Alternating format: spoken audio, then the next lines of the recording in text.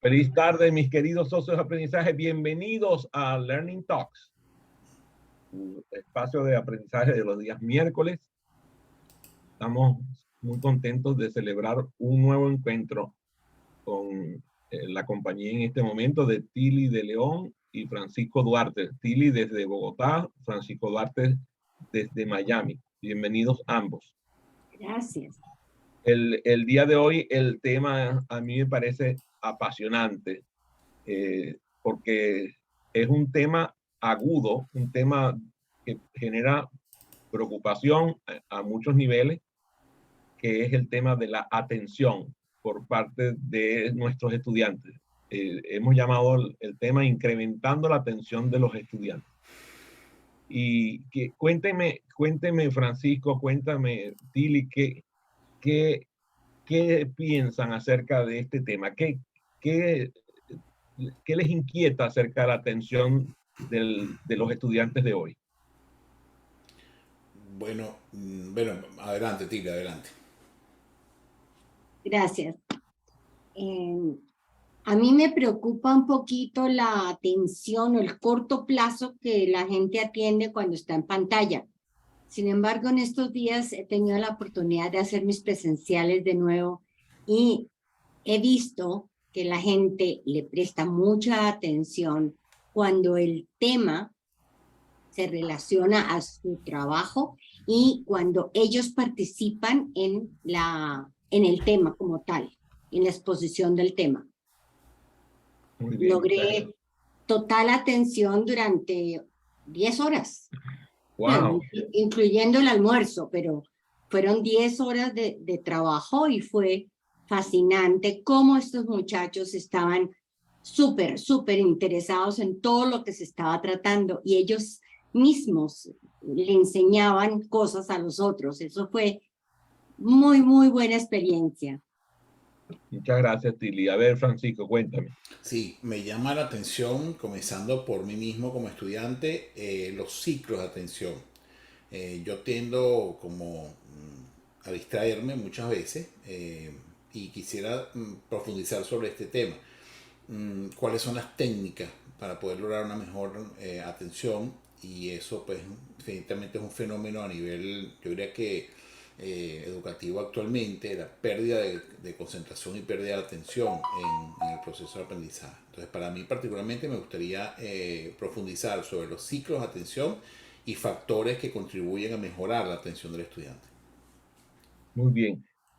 Fíjate que estudios realizados por Microsoft, la empresa Microsoft, acerca de la atención señalan que a partir del año 2000 y hasta el año 2015 el ciclo de atención disminuyó de 12 segundos a 8 segundos, o sea, disminuyó 4 segundos. Eso es una proporción importante, porque estamos hablando de un tercio de disminución. Y esa disminución entonces se le ha atribuido principalmente al hecho tecnológico, a la tecnología, a las pantallas. Y esa estimulación constante que las pantallas tienen sobre todo las nuevas generaciones, está produciendo un daño en la capacidad de atención, ha disminuido la capacidad de atención. Esta tarde, Francisco, en tu programa Proactívate, entrevistaste a un empresario muy importante de la industria tecnológica en el mundo, Alex Elorriaga. Alex trabajó para la compañía Epson Seiko en Japón y tiene una carrera fundamental en empresas tecnológicas. Y él hablaba de que él en su espacio, en su hogar, tiene controladas las pantallas. O sea, se ha tenido que imponer desde el punto de vista autoritario a que cuando la gente entra en su casa a una reunión social, los teléfonos se quedan en la puerta. Que cuando van a tomar las comidas en familia, los teléfonos quedan apagados. Y que él mismo da un ejemplo importante a la hora de realizar algunas de las actividades del día. Incluso cuando señalaba que cuando leía, cuando se ponía a leer, apagaba su teléfono para concentrarse en lo que estaba haciendo. Esa actitud la ha tomado algunas personas. Yo no he visto que esa actitud se haya generalizado en las nuevas generaciones. Yo pienso que los baby boomers puede ser que estén sensibles al tema porque están golpeados incluso por sus hijos y nietos, pero los millennials y las generaciones estas nuevas, que ahora la generación Z, la generación X y los centennials, como los llaman, entonces empiezan a tener conductas que no son muy parecidas. El prestar atención no parece ser la característica del día de hoy. Entonces, revisando la bibliografía, encontré una extraordinaria entrevista realizada a una persona muy importante, quizás uno de los psicólogos más importantes de los últimos 30 años, Howard Gardner. Y él hablaba de los dilemas de los jóvenes. Entonces, fíjate qué interesante, porque el dilema de la atención se ve agravado por el dilema de la ética. O sea, al no poseer una ética de trabajo y una ética de vida fuerte, porque lo que se ha hecho es fortalecer la búsqueda de la riqueza, la búsqueda del premio. Incluso es muy interesante porque cuando vamos a la escuela, a todo el mundo le dan premio en todas las materias, no importa si lo hicieron bien o lo hicieron regular o lo hicieron mal, todo el mundo sale premiado. Y es una cosa que las evidencias empiezan a señalar que esto es una situación que ha ido empeorando. Al no tener un incentivo para qué voy a atender, si igual me voy a graduar, igual voy a recibir un título, igual no importa si tengo título o no, voy a tener un problema de búsqueda de oportunidades de empleo, porque el hecho de que tú obtengas un título hoy no garantiza nada prácticamente. De hecho, muchos estudiantes no saben qué van a hacer a la universidad, no saben para qué es que están yendo a la universidad. Es un simple trámite porque supuestamente si no tienen un título universitario no van a obtener trabajo. Entonces, ¿para qué voy a atender? ¿Cuál es la razón de que yo tenga que atender una clase que además me aburre? Me aburre el docente, me aburre el tema, me aburre la forma en que dan la clase. O sea, es una desaparición del motivo de interés. Nadie cambia su conducta a menos de que el cambio signifique una diferencia. Y para que esa diferencia exista, tiene que haber un incentivo. Pero si al contrario, lo que le están anunciando a la gente es que los algoritmos, ¿verdad? Y la inteligencia artificial les van a hacer que desaparezcan los empleos actuales. Y ya se están hablando de desaparición de empleos en todos los niveles. Entonces, para poder explotar el interés del estudiante y hacer que ocurra una transformación que haga que el estudiante se atraiga a poner atención, tiene que haber de parte del docente unas estrategias muy novedosas. En cierta manera, incluso muchas veces, mucha gente critica las universidades porque las universidades se han convertido en una especie de lugares comerciales, en donde los títulos dependen de la cantidad de dinero que tú tengas para pagar la matrícula. Entonces, para nosotros lograr un cambio en esta situación que la atención ha sufrido, debemos lograr que nuestras narrativas cambien, que haya una característica distinta en los contenidos que le facilitamos a nuestros aprendices. De hecho, está comprobado que cuando tú colocas contenido visualmente atractivo en la experiencia de aprendizaje, el socioaprendizaje tiende a poner más atención. Pero si te das cuenta, la mayoría de los docentes todavía están en el PowerPoint del año 1996.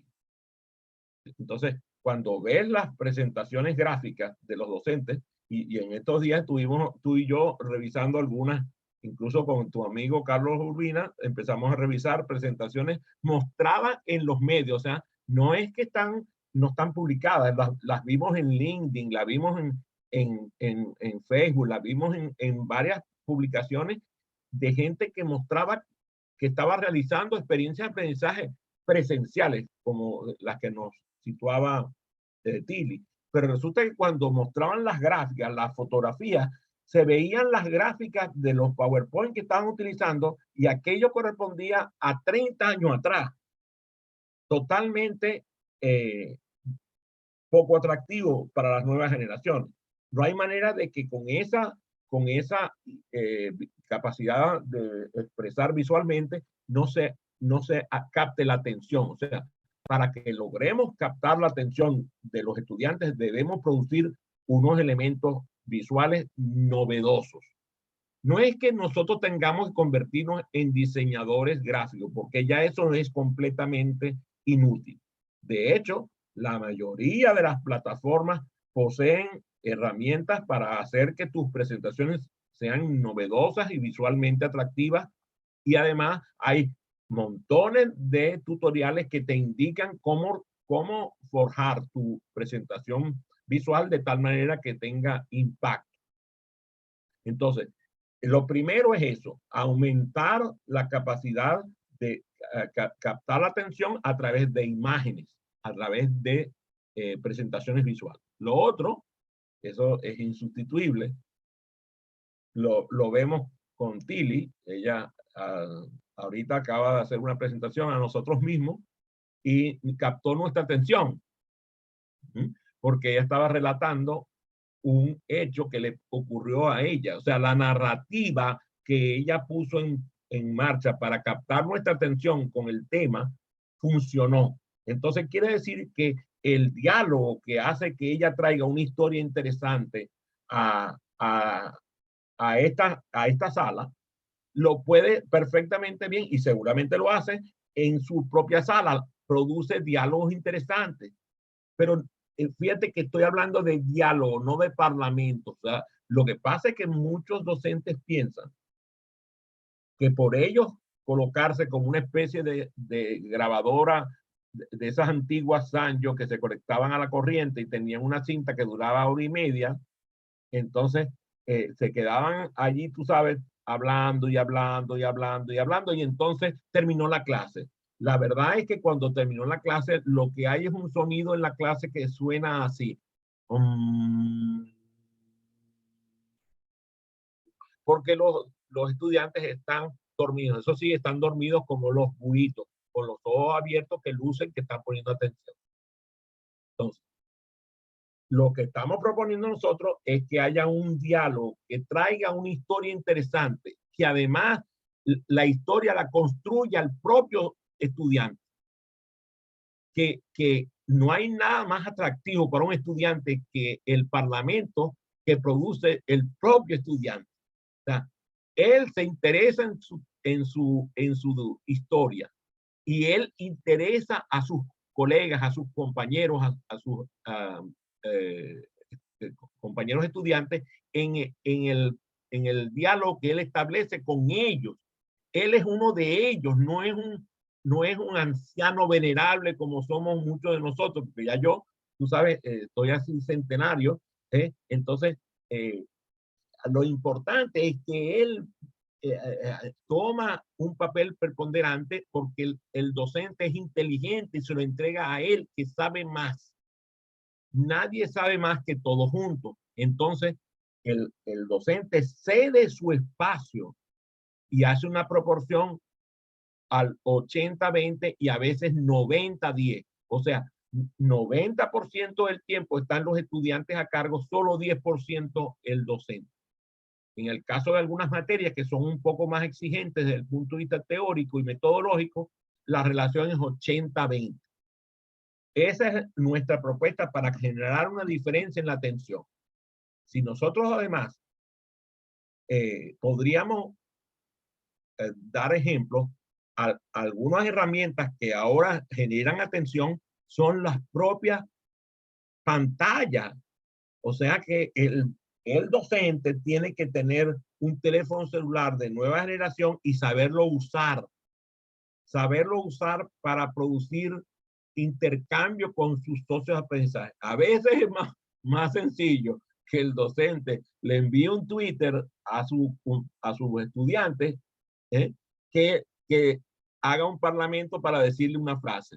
Si él, por ejemplo, le dice, en este momento acabo de publicar en Instagram un elemento de lo que estamos aprendiendo aquí, entonces ellos van a la cuenta de Instagram del docente. Ajá, ahora le dice, ahora compartan por ejemplo, seleccionas, tienes 20 estudiantes, se lo envías a uno de ellos y le dice, ahora distribúyanselo entre ustedes.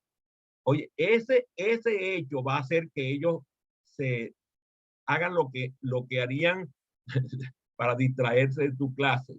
Si tú no lo haces, ellos lo van a hacer, pero entonces no van a compartir lo que aprendieron en tu clase, lo que van a compartir es un meme que le enviaron de diversión, es un chiste que le envió la mamá, es un comentario acerca de uno de los propios estudiantes para hacerle bullying. O sea, si tú no haces uso de la herramienta, ellos sí la van a usar para fines distintos a la clase. Entonces, no importa que si tú sabes que tú eres como yo, pues mayor ya de 65 años, como dice ella, entonces tú sabes muy bien que las tendencias de atención empiezan a cambiar, captando la atención de las nuevas generaciones con el diseño instruccional de tu experiencia de aprendizaje. Y tu diseño instruccional debe producir el uso de una nueva estrategia cada 8 minutos al mínimo, al mínimo. Si la sala está llena de millennials, cada 4 minutos debe cambiar su estrategia. Claro, tú dirás, ajá, Adrián, pero tú no has cambiado la estrategia en este parlamento que estás haciendo acerca de la disminución de la capacidad de atención. Yo les pregunto, a ver, ¿qué creen ustedes qué estrategia han utilizado que podríamos decir que sí cambié la estrategia? Has cambiado, nos has preguntado y has involucrado nuestras conversaciones en el proceso tuyo. Entonces los tres estamos muy atentos de cada uno lo que ha dicho y cómo se puede aplicar a la vida real. Gracias, Getili. A ver, La Francisco. estrategia de hacer relación con casos de la vida real o situaciones de la vida real. Por ejemplo, lo que acaba de decir sobre la utilización de las redes. Y eso es una forma de conectar con la cotidianidad de lo que hacemos, la importancia de poder utilizar ese recurso, por ejemplo, a nivel de aprendizaje. Si en tu diseño tú creas material visualmente atractivo y además le asignas proyectos a tu sala de aprendizaje para que todos traigan proyectos visualmente atractivos. Entonces viene Linda y hace uso de una herramienta que aprendió, una aplicación extraordinaria, la pone en marcha y todo el mundo, oye, qué buena está esa herramienta, mira, y todo el mundo interactuó y los 15 que estábamos en la sala estábamos tocando la pantalla para hacer interacción con el trabajo que trajo Linda, y viene Linda y pasa un vídeo breve. Ayer, por ejemplo, usó Linda Franco un vídeo del nuevo YouTube que dura poco, creo que duraba minuto y medio, algo así, porque ahora hay una versión corta de YouTube. Entonces usó el vídeo de YouTube, que además estaba hecho para el público español. Y como ustedes saben, los españoles son a veces un poco groseros por la boca a la hora de hacer presentaciones. Entonces, el lenguaje que utilizó el español fue un poco disruptivo para el grupo, porque el grupo que estaba era hispano latinoamericano, hispanoamericano. Entonces fue interesante porque entonces en vez de producir rechazo, produjo gracia porque era un español, como no era ninguno de nosotros el que está utilizando el lenguaje disonante, más bien nos reímos, mira lo que está diciendo, ¿no? Y funcionó. O sea, en apenas 10 minutos, Linda hizo uso de 3 estrategias de aprendizaje totalmente diferentes y produjo un gran atractivo sobre la sala. Cada vez que tú tienes en una clase, y suponte que tienes 10, 15, 20 participantes, tú tienes 15, 10, 20 participantes que van a contribuir con presentaciones atractivas. Puede ser que alguno pues, no tuvo mucho éxito, pero la presentación duró solamente 10 minutos. Entonces los demás van a buscar ayudarlo para que no quede mal ante los demás. Y después viene otro que lo hace de forma extraordinaria. Entonces el balance hace que todos terminen la clase, que además pudo haber durado 2 horas y ni cuenta se dieron, porque estaban ellos mismos siendo los protagonistas. La forma en que el docente se relacione con sus estudiantes es vital a la hora de captar la atención.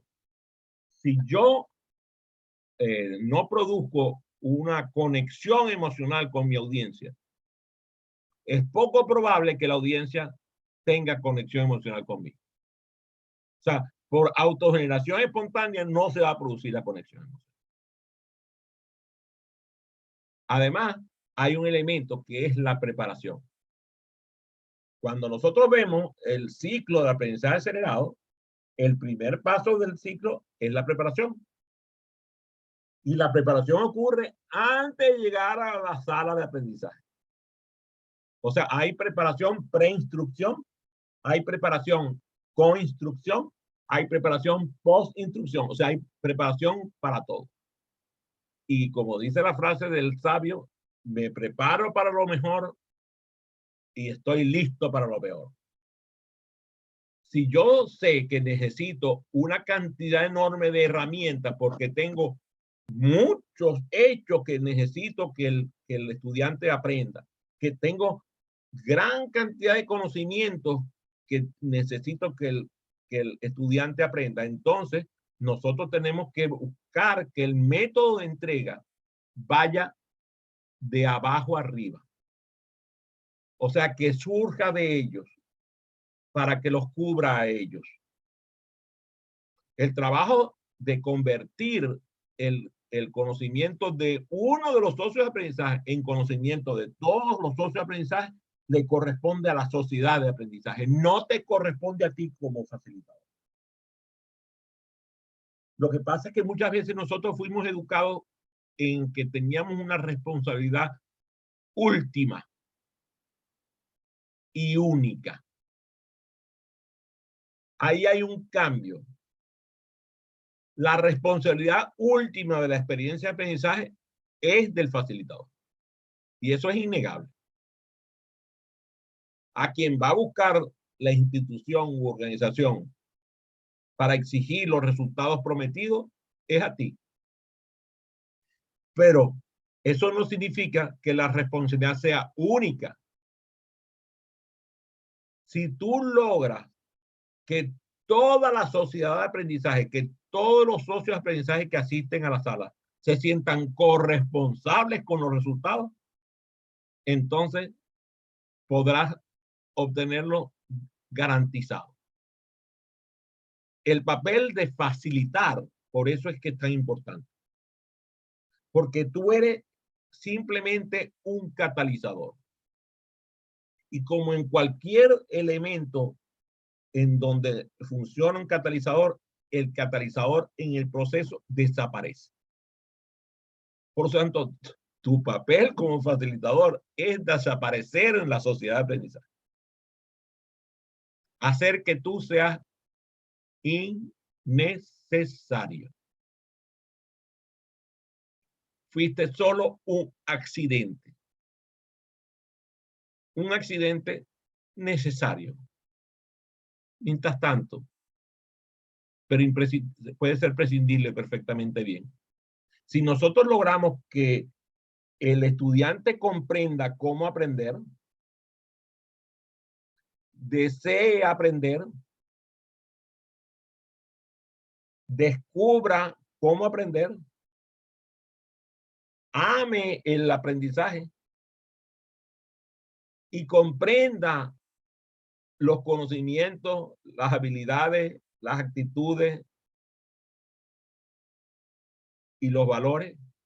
Entonces, habremos logrado que el desafío nuestro sea desafío para todos. El problema es que nosotros nos sentimos compelidos a ser nosotros el centro. Eso es solo el ego que nos atrae a nosotros convertirnos en los protagonistas de nuestras experiencias de aprendizaje. El protagonista de la experiencia de aprendizaje es el socio de aprendizaje. Por lo tanto, tu trabajo es fomentar las conversaciones y lograr un entorno de trabajo en equipo. Mientras más rápido, mejor. Las conversaciones, si ustedes se dan cuenta, cuando comenzamos esta misma intervención del día de hoy, lo primero que yo hice fue preguntarle a ustedes cuál era lo que ustedes pensaban acerca del tema. Eso es parte del trabajo tuyo. Hacer que el estudiante se posesione de la conversación. Si el estudiante toma posesión del tema, entonces la carrera de relevo va a ser muy interesante, porque va a ser una carrera de relevo donde el testigo lo llevan varios. Pero tú lo que estás en alguna parte diciendo, hey, para acá no, no se desvíen. Allá es la carrera, hacia allá, hacia allá. ¿Eh? O sea, tú estás cuando es necesario, cuando no es necesario, no estás. Lo que tu trabajo es lograr la eficacia, la eficiencia y la efectividad de la experiencia de aprendizaje. Ese es tu trabajo. Y mientras tú logres que la propia sociedad de aprendizaje retroalimente el sistema, o sea, muchas veces nosotros pensamos que el que tiene que hacer el proceso de retroalimentación sobre el estudiante es el facilitador. Y eso es un error. Lo que tenemos que lograr es que los socios de aprendizaje se sientan en confianza para darse permiso entre todos a recibir retroalimentación de todos y se garanticen las condiciones necesarias para que un estudiante, otorgando la retroalimentación a sus compañeros, lo haga desde el debido amor y desde el debido respeto.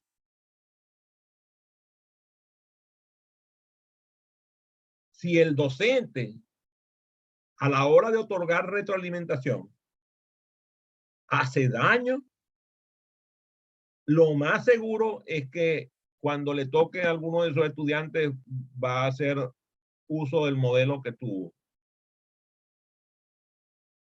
Entonces hay que tener cuidado. Porque todo lo que hace y dice el facilitador tiene consecuencias. Si nosotros logramos que la retroalimentación haga que el socio de aprendizaje se nutra, por ejemplo, de la capacidad de observación que tienen sus colegas. Si ellos están con colegas a quienes respetan y consideran, van a considerar y respetar la opinión. Y ellos se acostumbrarán a que si su retroalimentación no es tomada en cuenta por su socio de aprendizaje, ellos no se van a molestar, porque tú al recibir retroalimentación tienes el libre albedrío de aceptar o no. Pero cuando la sociedad es autoritaria, cuando el facilitador tiene un papel autoritario, su retroalimentación tiene un peso gigantesco sobre el socio de aprendizaje, sobre el estudiante. Si además él tiene respeto hacia ti porque te considera una persona con autoridad académica y tú le otorgas una retroalimentación que le produce daño, el daño va a ser fundamental en el autoconcepto de ese estudiante. Claro, hay estudiantes que tienen un autoconcepto tan bien establecido que no importa lo que le digan, él va a seguir hacia adelante. Pero es que hay otros que te toman la palabra y le puedes haber hecho un daño que lo saca de centro, que no le permite avanzar porque tú lo perjudicaste. Si un facilitador se logra centrar en el desarrollo de sus socios de aprendizaje y los propios socios de aprendizaje se empoderan de su autodesarrollo y del desarrollo del resto de la sociedad de aprendizaje, entonces lo que va a haber ahí es un proceso virtuoso. Se va a establecer lo que llaman en matemática una espiral cónica autosimilar. Va a crecer y crecer y crecer. Y va a crecer además de forma geométrica. Si por el contrario el docente insiste en expresar su autoridad, en imponer su criterio, en hacer que los estudiantes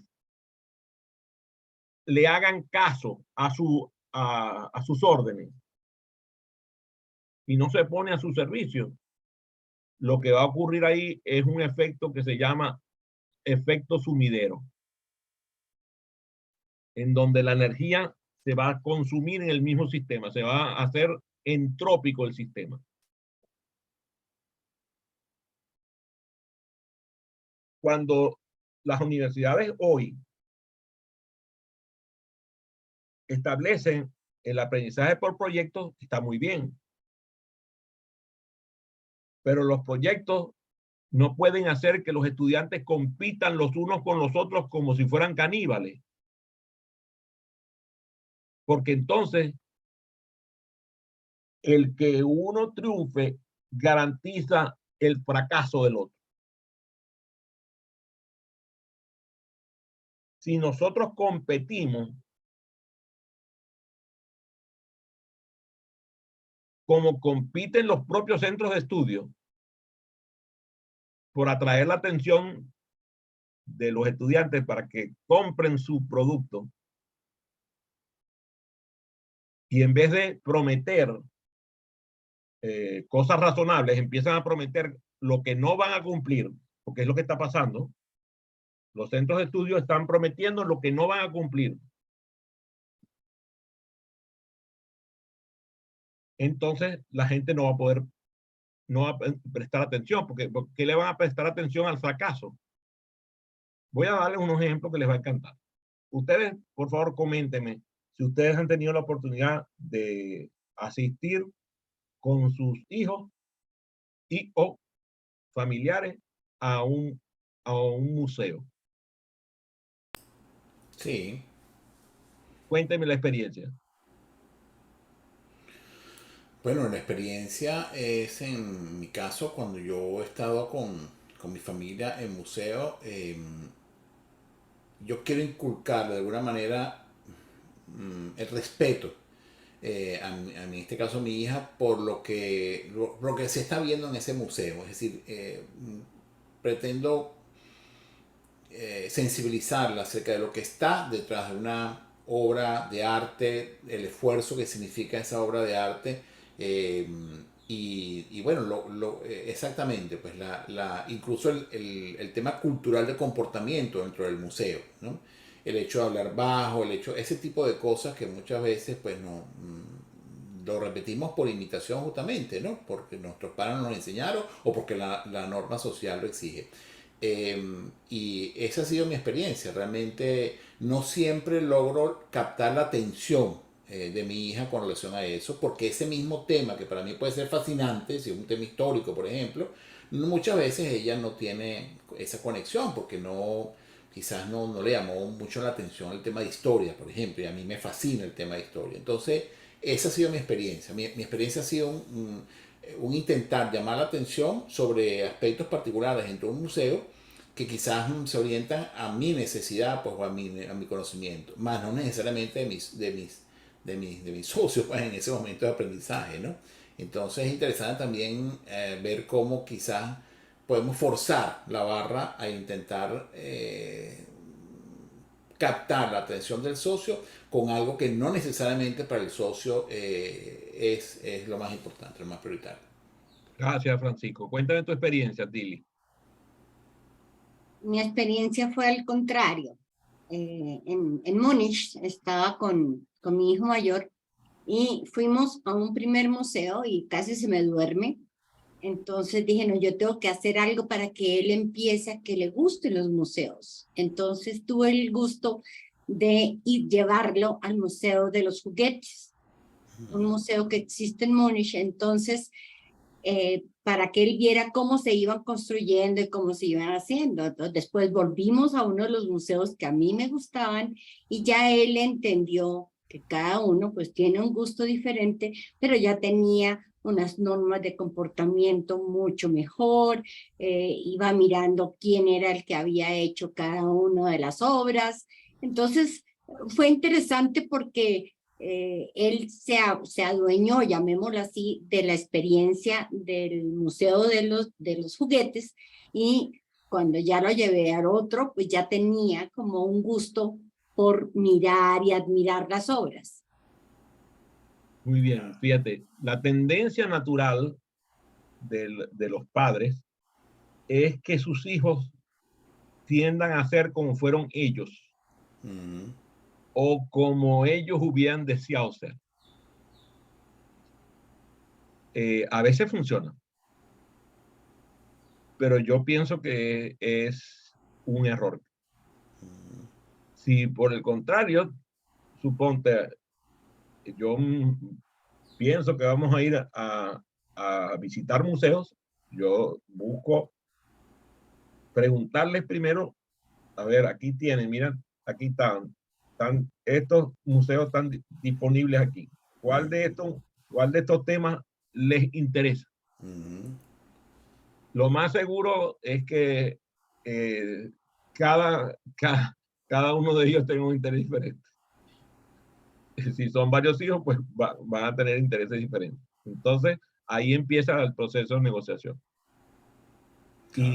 Y lo que busca es atender al interés del más débil, o sea, del débil jurídico, si se puede decir así. El que Pero, tiene, pues, el que tú sabes, a veces es el Benjamín, otras veces es el intermedio, o sea, dependiendo de la dinámica de la familia. Entonces, si tú logras que vayan a un lugar por acuerdo y te pones a darte cuenta de qué es lo que les atrae cuando entran. Y, por ejemplo, empieza a preguntar, a ver, estamos aquí en este museo, ¿hacia dónde quieren ir? ¿Hacia la derecha, hacia la izquierda, hacia el frente? ¿A dónde quieren ir? Y deja que la dinámica funcione, que ellos se pongan de acuerdo. Claro, va a haber una tendencia a que el que tiene la característica alfa quiera empujar al resto a ir a donde él quiere. Pero tú no eres el que lo va a hacer, va a ser uno de ellos mismos. Y como ellos son blancos y se entienden, entonces ahí va a ocurrir una dinámica muy interesante. Personalmente, yo pienso que nosotros muchas veces creemos que estamos haciéndole un favor a nuestros hijos, incentivando el que se atraigan a lo que nosotros nos atrae. A veces el hijo te deja con los ojos blancos y sin vista porque te dice, eso que tú me estás proponiendo no me interesa para nada. Y a veces tiene un interés que le dura poco tiempo. a veces tienen un interés que le dura mucho tiempo, pero cuando tú aceptas que ese es su interés y quieres incentivarse, entonces tú dices, no, ya no. En estos días, el hijo de un amigo mutuo de todos nosotros, que ha tenido una conducta hacia la tecnología de forma admirable, o sea, es un niño de esos excepcionales en donde todo lo tecnológico le atrae, recibió una invitación de su padre, de su madre, de su padre, para ir a un campamento en Tesla, la compañía de automóviles. Y le contestó, yo no tengo interés, yo no quiero ir. Yo lo que quiero es quedarme, ya no quiero estudiar más, ya terminé las clases, lo que quiero es quedarme en mi casa jugando. Y claro, allí hay un trabajo que tú como padre tienes que hacer, que es incentivar. O sea, tú tienes que venderlo. Vamos a hacer la cosa. Vamos a ir el primer día y si tú el primer día no te atrae, entonces ya. Pero lo convence de que vaya el primer día. ¿Qué pasó? Así fue. Lo llevaron, no al primer día, a la hora de hacer la presentación de lo que iba a ser la actividad, quedó encantado y ahora casi que los levanta en la mañana para que lo lleven 2 horas antes de lo que tiene que llegar. Entonces, así es parte del juego que hay que lograr. Hay que lograr atraer la atención mostrando. Mientras más muestres problemas que haya que resolver, entonces el estudiante va a sentirse desafiado. Y mientras más desafío, más atracción. Mientras más desafío, más atención. Eso es parte del dilema. El dilema es lograr que los proyectos resulten atractivos para lograr la atención de los estudiantes. Olvídate de ofrecerles ayuda cuando no te la piden. Si ellos no te piden ayuda y tú los ves estancados, busca influir sobre sus propios compañeros, sobre sus colegas para que le presten ayuda. Pero abstente. Muchas veces ustedes han visto que la gente viene a preguntarme cosas y yo tengo una respuesta que es conocida internacionalmente por muchos de mis estudiantes, que dice cómo es Francisco, cómo es la respuesta. Mira, te quedó clarito. Mira, ya aquí la escuchó y le quedó clarito. Decide según tu mejor criterio. Utiliza tu mejor criterio. Utiliza tu mejor Utiliza criterio. tu mejor criterio. O sea, eso es. Yo no doy respuesta. Si a mí me preguntan, lo primero que les pido es que por favor, a ver, todo el mundo así, hagan así, hagan así. ¿A quién le estamos rezando? A San Google, es correcto, a San Google. Entonces, déjate de estar contestando, ni te pase por la cabeza a hacerle que la tarea le sea más fácil. Al contrario, la palabra facilitador no significa que tú le facilites las soluciones, significa que les facilites el que ellos procuren sus soluciones, el que ellos exploren sus intereses, el que ellos transformen la experiencia de aprendizaje en algo personal, el que ellos se faculten. Por lo tanto, todo lo que nosotros tenemos que hacer es lograr que en un ambiente de cooperación ocurra el proceso de aprendizaje y que todo lo que ocurra allí sea el producto de lo que todos hicimos juntos. Porque como dice, ¿cómo se llama? Mi querido, ya se me olvidó mi profesor, el de Kenneth Blanchard, nadie sabe más que todos juntos. Fíjate, cuando en el mundo de hoy la competencia está produciendo que los jóvenes, el suicidio de jóvenes, se haya incrementado de la forma tan salvaje que se ha incrementado, por ejemplo, en países asiáticos, incluso en países desarrollados de diversas latitudes. Eso no está bien. No importa el éxito, importa la felicidad. A veces el éxito, y lo hemos escuchado a Warren Buffett hablando del éxito. Lo que importa es la felicidad. El éxito tiene que estar acompañado de felicidad. No es así, no funciona. Igual, la experiencia de aprendizaje debe conducir a la mayor suma de felicidad posible. Si lo que está produciendo es que el estudiante se sienta dañado en su salud mental, ansioso, que tenga sentimientos hasta suicida, ¿ah?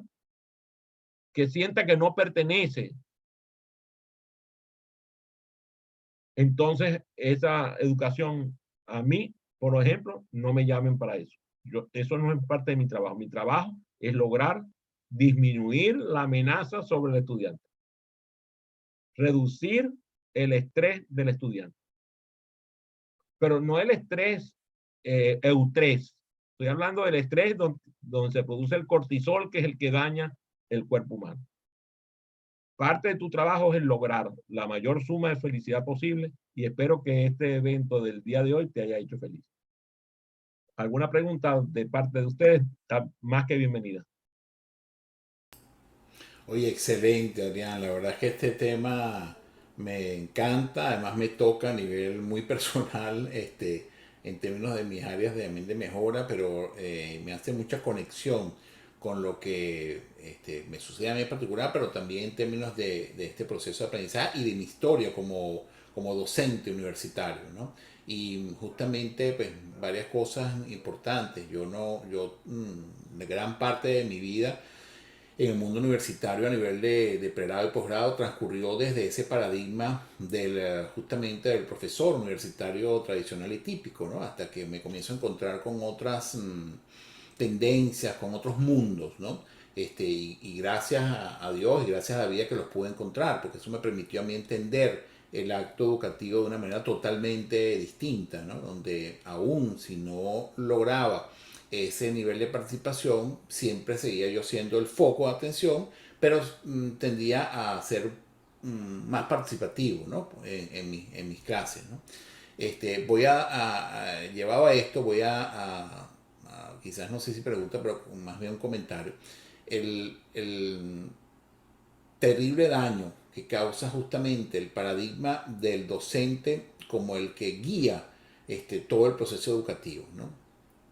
Y realmente cómo esa consecuencia incluso dura hasta niveles muy altos de la educación universitaria, es decir, cómo se mantiene hasta los más altos niveles, ¿no?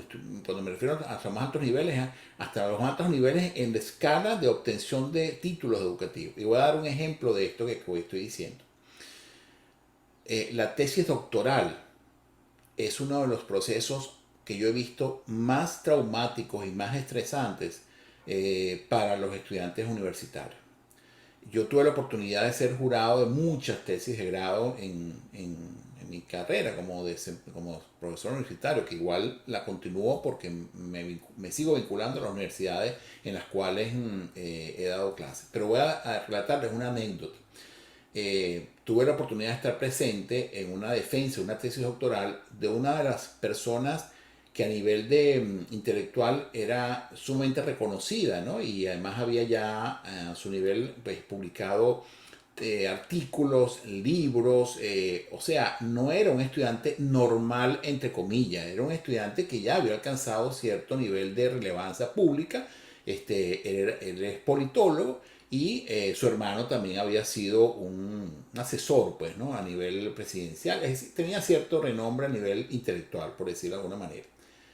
Bueno, ustedes pueden creer que en el acto de defensa doctoral de esa persona, con toda esta trayectoria que les estoy comentando, él estaba vestido en flus, ¿no? En su flus, con su Traje. corbata, como se acostumbra en esos actos pues tan relevantes. Ustedes pueden creer que el nivel de estrés de esa persona, de ese amigo realmente, era tan elevado y el miedo, ¿verdad?, frente a la defensa de una tesis doctoral era tan fuerte que el sudor le traspasó el flux, es decir, el flux estaba alrededor de las axilas, estaba totalmente mojado. Y la sudoración era una cosa impresionante. Y las preguntas del jurado, muy desafiantes, pero con una actitud poco colaborativa, sino más bien de probar si él se la sabía todo, pues esa sería